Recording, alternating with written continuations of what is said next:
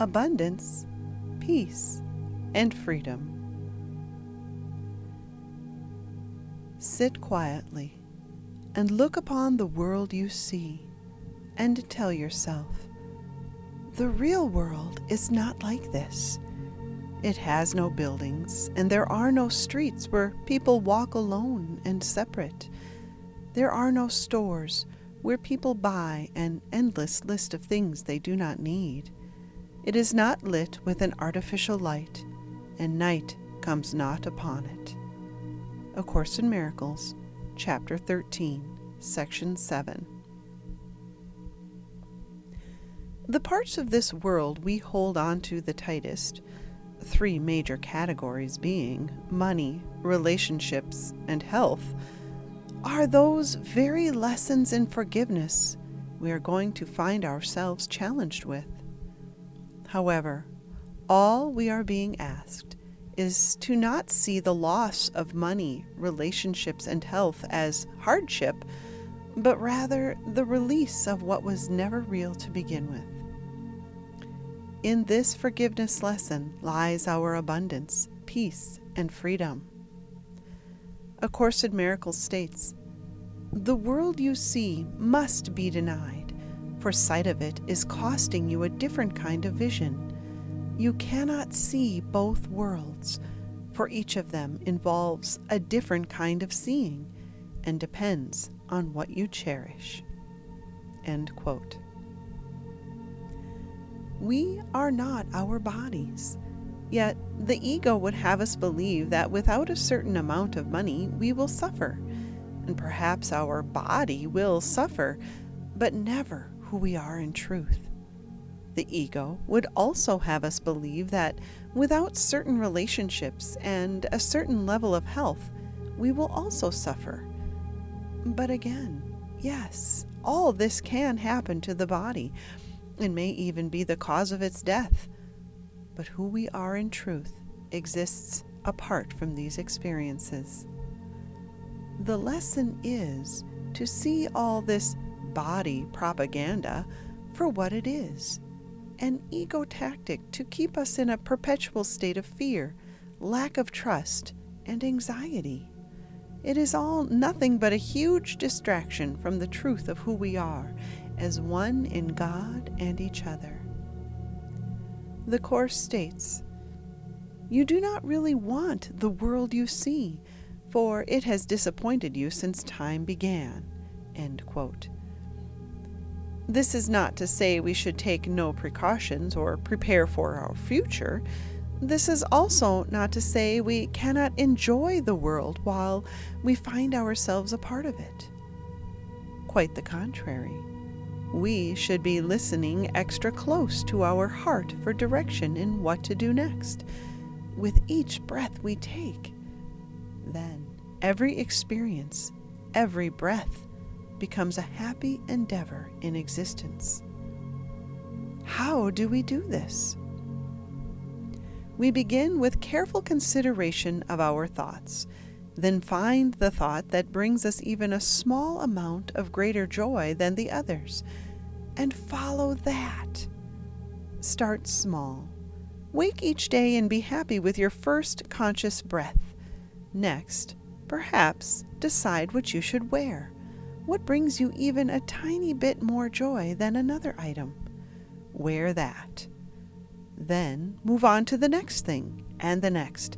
Soon your compass will be totally guided from within by only love's direction, and you will find your troubles falling away.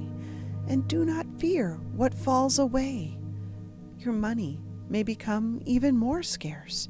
Your relationships may fall apart, and your health may appear to worsen. These forgiveness lessons need not be painful. When such lessons are seen as the great release that they truly are, they simply fall away. The tighter we fight against the idea of losing what we hold dear in this world, the more painful the lessons become. Yet, we are unaware we are the ones holding the noose, tightening it against our own neck. So, let all these bodily concerns go, and simply keep making one simple choice for love, one after another, all day long, every single day, instant by holy instant. Trust this process. It is the process of letting go of what no longer serves you, teaching you what you do and do not need. This is the process of learning what true forgiveness is. To forgive is to overlook all worldly, bodily needs and concerns, knowing it is not who you are. The Course states, "Yet the real world has the power to touch you even here because you love it, and what you call with love will come to you." End quote. It is good to take care of what is in your care at the moment, your body, your outer life. You must do this while you are here, but in order to do so, you must first take care not to attach emotions to any expected outcome to those outer life circumstances. By this I mean that if something does not fall the way you want, you do not feel suffering over it.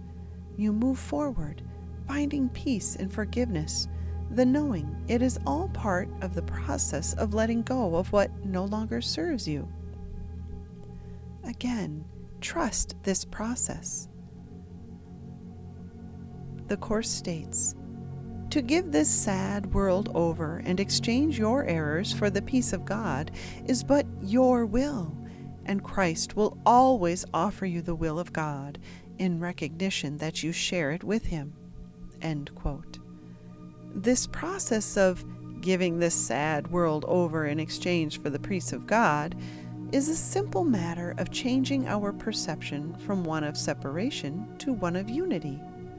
The Course states, "He must deny the world of pain the instant he perceives the arms of love around him, and from this point of safety he looks quietly about him and recognizes that the world is one with him." End quote. And in this new perception of oneness, we are born again into a new world, a world of abundance, peace, and freedom. This transition need not take a long time. We can shift in the moment of a single decision. We make a shift with each moment we are presented with an emotional challenge. We shift each instant we choose again to be certain of what we truly want. We must remember to ask ourselves, is this feeling what I really want? Do you want this world of suffering or to see a world of peace? To choose, we must first feel, then be that which we desire, and then see this sameness of love's unity in all else around us. The Course states, "Love waits on welcome, not on time, and the real world is but your welcome of what always was." End quote. Let us then leave the perception of our needs to one who knows. The Course states, "Only the Holy Spirit knows what you need, for He will give you all things that do not block the way to light. In time, He gives you all the things that you have, and will renew them as long as you have need of them. Therefore, He has no investment in the things that He supplies, except to make certain that you will not use them on behalf of lingering in time. Leave, then, your needs to Him. Under His guidance you will travel light and journey lightly, for His sight is ever on the journey's end, which is His goal." End quote. And so it is. We let everything within this world go in peace. We release our emotional attachment to the things of this world. Our bodies may still have certain needs, but we need not covet them with our heart. This is all that is being asked of us, to accept the rise and fall of what comes with dignity and grace, resisting the temptation to wish anything were different. In this way, we make our great advance, our escape from the cycle of birth and death, that we may never be tempted to return again for yet another senseless journey. True abundance, peace, and freedom then are ours.